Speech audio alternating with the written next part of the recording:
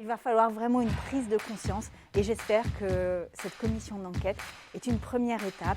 Dans notre pays, nous avons une belle exception culturelle, mais nous ne pouvons pas avoir une exception à faire souffrir.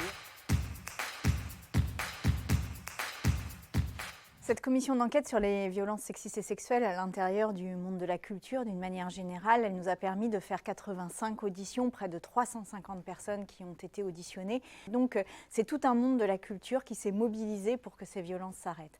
Et les constats qui sortent de cette commission, c'est à la fois le caractère systémique des violences qui perdurent, mais aussi une volonté réelle de faire bouger les choses.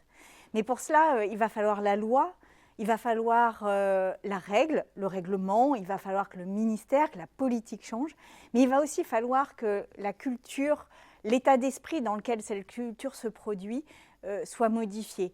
Donc évidemment, il va y avoir ce rapport, il va y avoir des propositions. À l'issue de ces propositions, probablement y aura-t-il une proposition de loi.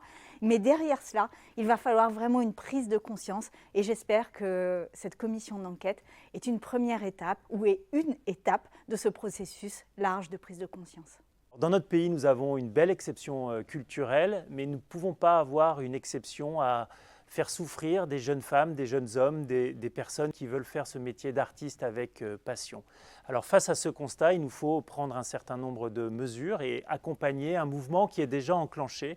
Et ça passe par la professionnalisation du secteur autour des questions du droit. Le code du travail doit être appliqué dans ce secteur. Nous souhaitons qu'il n'y ait plus de photographies sexualisant les enfants. Nous souhaitons que les enfants soient accompagnés par un référent dans toutes leurs prestations.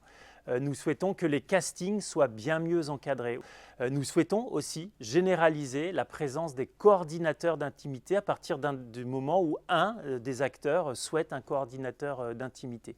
Dans les mesures, nous avons aussi la mesure qui va donner des nouvelles règles aux agents, leur remettre un statut, leur remettre des obligations de formation pour eux et puis des obligations d'accompagnement plus important vis-à-vis de ce qu'ils appellent leur talent, c'est-à-dire les personnes dont ils s'occupent.